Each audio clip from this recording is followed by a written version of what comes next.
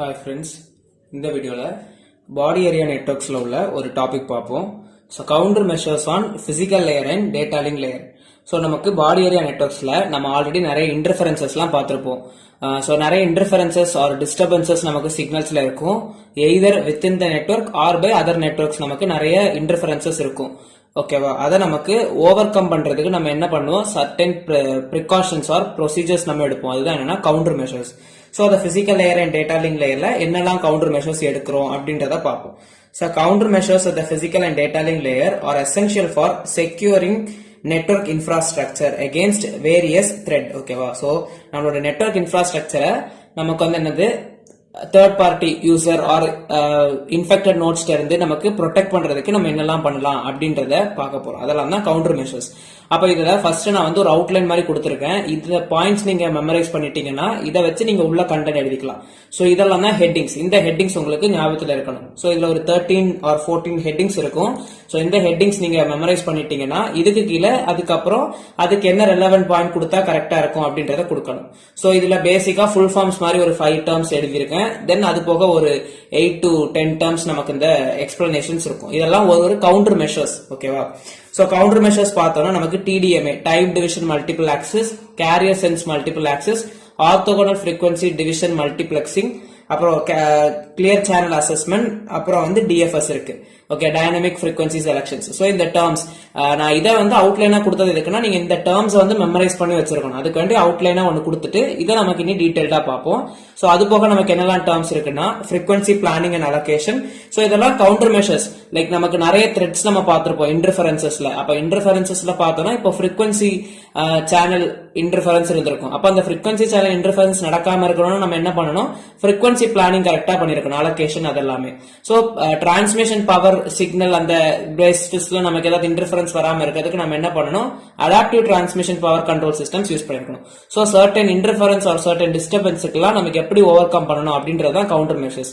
So moreover நமக்கு இருக்குன்னா MAC layer synchronization, priority based access. so நமக்கு இது priority based access ரொம்ப இம்பார்ட்டன்டான one. then channel hopping, error correction coding, interference detection and avoidance, frame aggregation, adaptive data frames.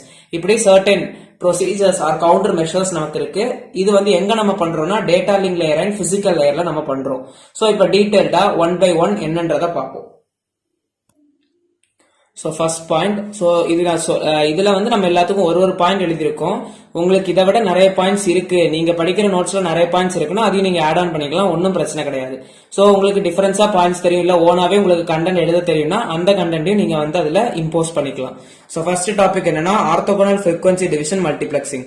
So OFDM நம்ம already தெரிஞ்சதுதான். So utilises த OFDM modulation techniques வந்து இது utilise பண்ணும், which are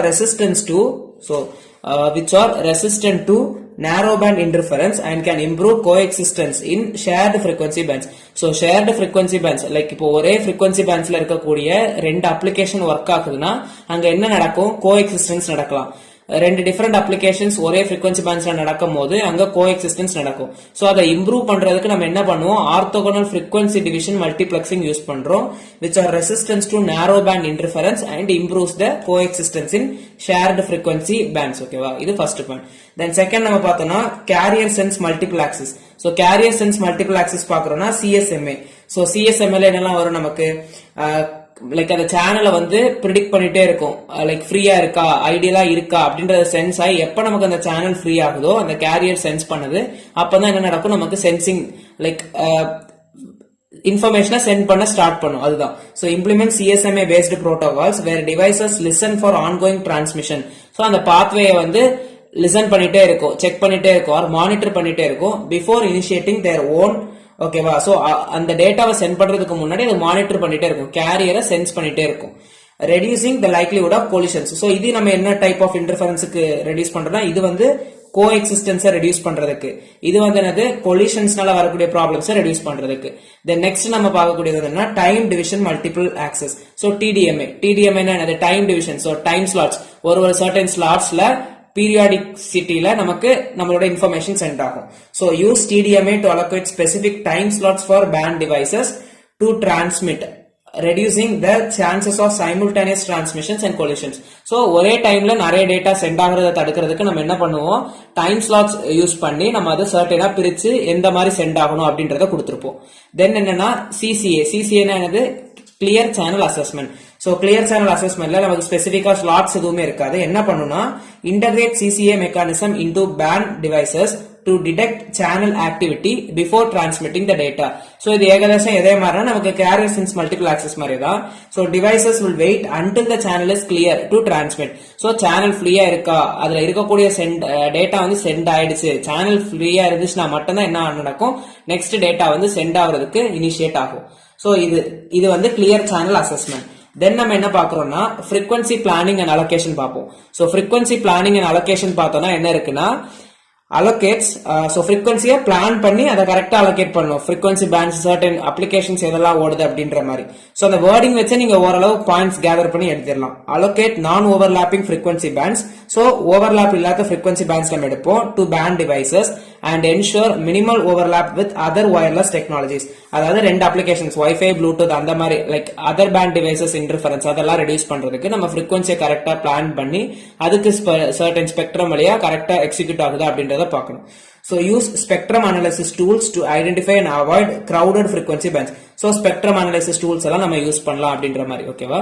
Then dynamic frequency selection, வேர்ட்ல இருக்கு, டைனமிக்கா நம்ம frequency select பண்றோம். So implement DFS mechanisms that allow band devices to dynamically switch to less congested frequency channels. So frequency channelsல எதுல congestion என்னது, கிரவுடடா இருக்கிறது, கம்மியா இருக்குது. சோ அந்த மாதிரி டைனமிக்கா ஸ்விட்ச் ஓவர் ஆயிட்டே இருக்கும். சோ frequency எந்த சேனல்ல அந்த frequency ஸ்பெக்ட்ரம் வந்து கன்ஜெஸ்டடா இல்லாம கம்மியா இருக்கும், அந்த மாதிரி frequency bandsக்கு என்ன நடக்கும், நம்மளோட அப்ளிகேஷன் வந்து டைனமிக்கா ஸ்விட்ச் ஆயிட்டே இருக்கணும். When interference is detected, interference detect ஆச்சுன்னா அப்போ, ஓகேவா.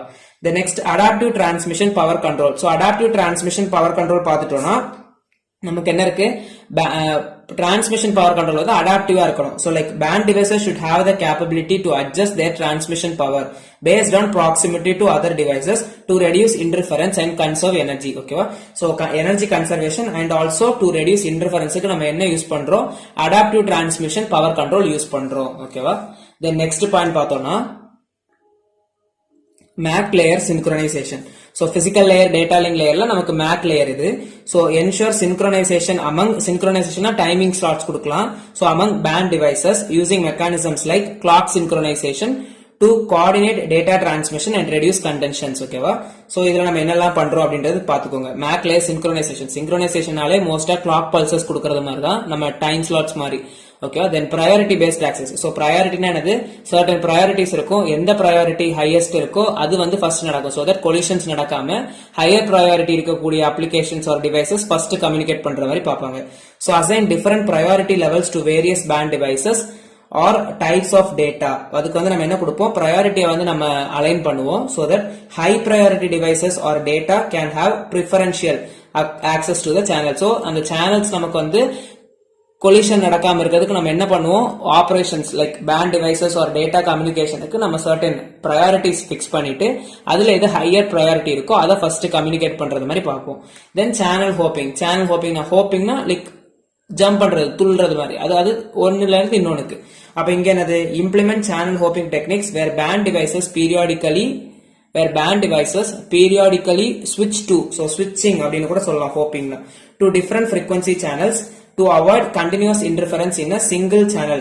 So ஒரே single channelல எல்லாமே like applications நடந்துட்டு இருந்துச்சுன்னா அங்க என்ன நடக்கும், interference காஸ் ஆகலாம். So that certain casesல நமக்கு என்ன நடக்கும், நம்மளோட application dynamicா switch ஆகிறது மாதிரி, ஓகேவா. So this is similar to that of DFS, dynamic frequency selection மாதிரி. Then error correction codingனா நம்ம நார்மலாவே ஒரு இன்ஃபர்மேஷன் சென்ட் பண்றோம்னா நம்ம என்ன பண்ணுவோம், அந்த இன்ஃபர்மேஷன் சென்ட் பண்றதுல ஃபைனல் பிட்ஸ் வந்து நம்ம என்ன யூஸ் பண்ணுவோம், எரர் செக்கிங் பிட்ஸ் நம்ம ஆட் ஆன் பண்ணுவோம், அதேதான். So error correction coding, employ error correcting codes to the data link layer to improve the reliability of data transmission, especially in the presence of interference. So நம்ம இது நார்மலா நீங்க அந்த error checking bits அதை கொடுக்குற மாதிரியே கொடுத்துக்கலாம், ஓகேவா. So next பார்த்தோம்னா interference detection and avoidance, இதெல்லாம் common topics. So interference detection and avoidance னா interference இருக்கான்றதை டிடெக்ட் பண்ணி அதை அவாய்ட் பண்ணணும். So use interference detection algorithms to identify interferencing signals and take actions like channel switching, adaptive modulation, to mitigate the impact. So நமக்கு இது வந்து என்ன, நம்ம சேனலை மானிட்டர் பண்றோம், மானிட்டர் பண்ணி இன்டர்ஃபரன்ஸ் இருக்கா அப்படின்றத டிடெக்ட் பண்ணணும். டிடெக்ட் பண்ணிட்டு ஒன்ஸ் அங்க டிடெக்ட் ஆகுது அப்படின்னா அவாய்ட் பண்றதுக்கு நம்ம என்ன பண்ணுவோம், எய்தர் சேனல் ஸ்விட்ச் பண்ணலாம், இல்ல அடாப்டிவ் மாடுலேஷன் டெக்னிக்ஸ் நமக்கு நிறைய பார்த்தது மாதிரி யூஸ் பண்ணிக்கலாம். Then frame aggregation. Frame aggregation பார்த்தோம்னா, ஃப்ரேம்னா சர்டன் டேட்டா ஆர் பேக்கெட்ஸ், அது அக்ரிகேஷன் ஆனது joining or assembling. So combine multiple smaller data frames into larger ones to reduce the overhead associated with frame headers, thereby improving spectral efficiencies. So நம்ம data எப்பவுமே send பண்ணும்போது சின்ன சின்ன pizza தான் send, like பேக்கெட்ஸா தான் send பண்ணுவோம். அது எல்லாத்தையுமே நம்ம ஃப்ரேம் அக்ரிகேட் பண்ணி அதுல இருந்து நமக்கு என்னது ஓவர் ஹெட்டிங் அந்த மாதிரி டைப் ஆஃப் கொலிஷன்ஸை வந்து நமக்கு என்ன பண்ணலாம், ரெடியூஸ் பண்ணலாம். Then adaptive data rates. அடாப்டிவ்னா அதுக்கு தகுந்தாப்புல நம்ம சூட்டபிளா சேஞ்ச் ஆகிறது. டேட்டா ரேட்ஸ்னா rate of the data flow. அப்போ implement mechanisms for band devices to dynamically adjust their data rates, flow of data, அந்த டேட்டா ஸ்பீடு. ஸோ லைக் அந்த டேட்டா ரேட்டை வந்து அட்ஜஸ்ட், இப்போ வந்து ஒன்னு ஸ்பீடா போயிட்டு லைக் ஒரு டேட்டா நடந்துட்டு இருக்குன்னா நெக்ஸ்ட் கியூல இருக்கக்கூடியது வந்து அடுத்தது ஆட்டோமேட்டிக்கா ஆக்குபை பண்றதுக்கு வந்து நம்ம என்ன கொடுக்கலாம், அந்த டேட்டா ரேட் அடாப்டிவா இருக்கணும். லைக் ஃப்ரெண்ட்ல போகக்கூடியது இந்த ஸ்பீட்ல போகுதுன்னா தென் நெக்ஸ்ட் வரக்கூடியது கொலிஷன் இல்லாத அளவுக்கு நமக்கு டேட்டா ரேட் வந்து அடாப்டிவா இருக்கணும். So their data rates based on channel conditions and interference levels to optimize transmission quality.